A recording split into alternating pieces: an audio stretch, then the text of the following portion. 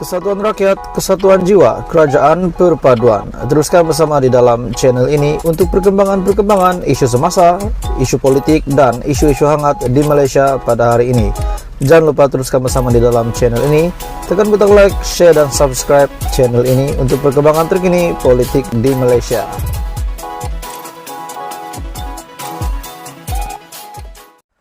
Hai semua, salam sejahtera Malaysia, tuan-tuan dan puan-puan. Terima kasih sudah mengklik video ini dan untuk mendapatkan info terkini politik di Malaysia. Sebelum saya mulakan isu hangat hari ini, kita direct to the point saja. Tolong tekan butang subscribe supaya kamu tidak terlepas perkembangan terkini daripada channel ini. Saya akan sentiasa membawakan isu-isu terkini dan isu semasa perkembangan politik di channel ini. Hari ini satu kenyataan yang sangat mengejutkan. Kepada semua penyokong Datuk Seri Anwar Ibrahim, Perdana Menteri Malaysia ke-10, kepada semua penyokong, ada satu mesej yang saya nak kongsi dengan kamu. Dan kepada yang bukan penyokong Datuk Seri Anwar juga, makna kata bukan penyokong Pakatan Harapan. Saya nak kata dengan kamu, kerajaan perpaduan hari ini, jangan bimbang walaupun kamu merasa semakin tergugat keadaan Datuk Seri Anwar Ibrahim. Sebenarnya Anda perlu tahu satu message hari ini untuk semua penyokong Datuk Seri Anwar Ibrahim. Satu fakta yang menarik yang saya nak kongsi dengan kamu bagi semua penyokong Datuk Seri Anwar Ibrahim. Syabuddin membuat satu artikel daripada syabuddin.com. Jangan bimbang, pembenci Anwar bukan pun mengundi Pakatan Harapan atau BN. Jangan bimbang tuan-tuan dan puan-puan semua. Pembenci Perdana Menteri Malaysia ke-10 hari ini, pemimpin kerajaan perpaduan, bukanlah yang mengundi Pakatan Harapan dan juga mengundi Barisan Nasional. Dan sudah pasti mereka mengundi Perikatan Nasional.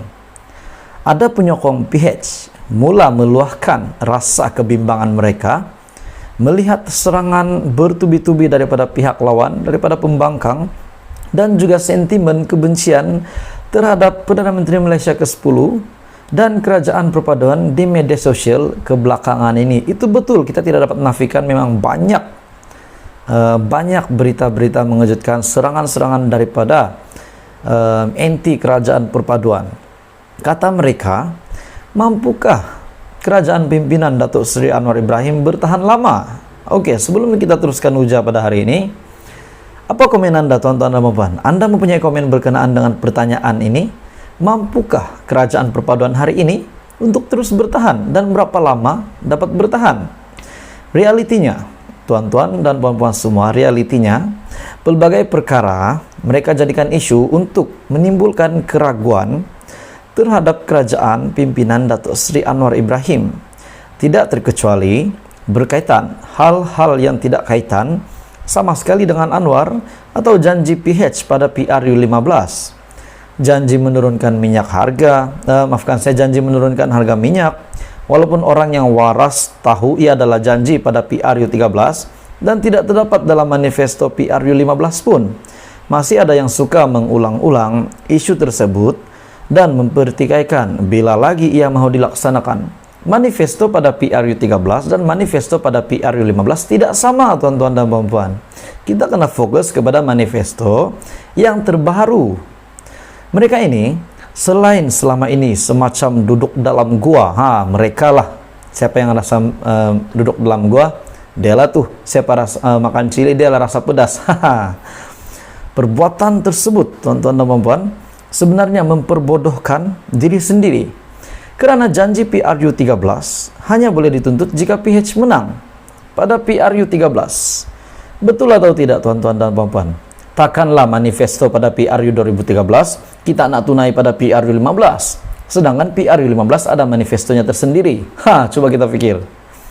Kalau dalam peperiksaan menurut syabuddin.com, sudah lama mereka berkenan diberi markah dengan pen merah kerana menggunakan fakta yang tidak berkaitan dalam isu yang dibangkitkan.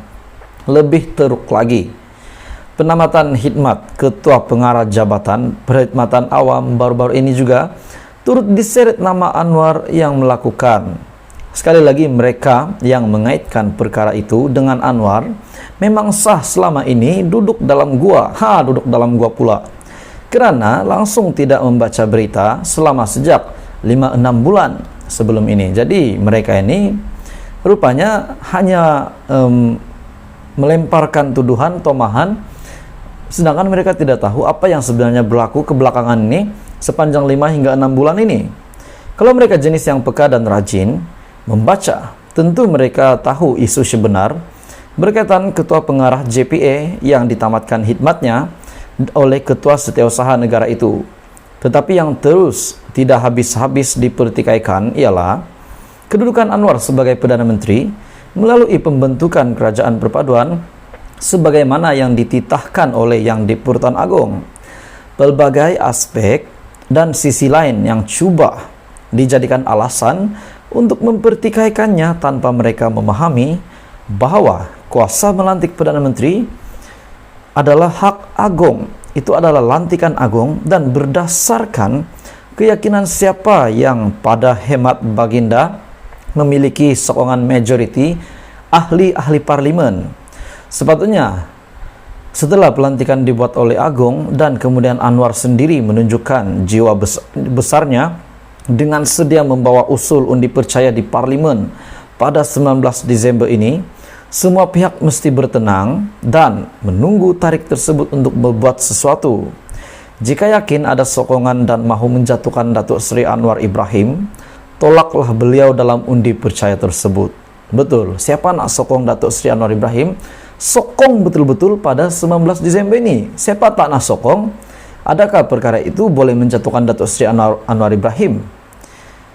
Ini tidak menceceh dan meroyan tak henti-henti yang memberi gambaran jiwa mereka sedang kacau dan begitu tertekan sekali setelah hilang gaji serta jawatan, sesetengahnya pula memperolehinya hanya dengan duduk di rumah saja. Pun begitu jika kita perhati dan teliti, mereka yang tidak henti-henti mempertikaikan kerajaan dan Anwar pada hari ini, sekarang ini bukanlah daripada penyokong ataupun pengundi PH, juga bukan penyokong ataupun pengundi Barisan Nasional yang parti ini telah bersama-sama membentuk kerajaan perpaduan, dan sudah pasti penyokong daripada parti lawan. Penyokong dan pengundi PH juga penyokong dan pengundi BN secara umumnya telah menerima baik pasukan kabinetnya yang mampu melakukan yang terbaik untuk rakyat. Cuma dengan pelbagai masalah dalam negara disertai beban hutang yang tinggi atau ditinggalkan kerajaan terdahulu, lebih masa sokongan serta pemahaman rakyat adalah amat diperlukan. Perubahan atau hasil yang untuk dinikmati tidak mungkin dapat dituai dalam jangka waktu yang segera. Mereka yang tidak puas hati adalah penyokong selain daripada PH ataupun BN, atau dalam erti kata lain, sebahagian adalah penyokong dan pengundi Perikatan Nasional, manakala selebihnya lagi adalah pentaksub Tun Mahathir Mohamad dan Gerakan Tanah Air.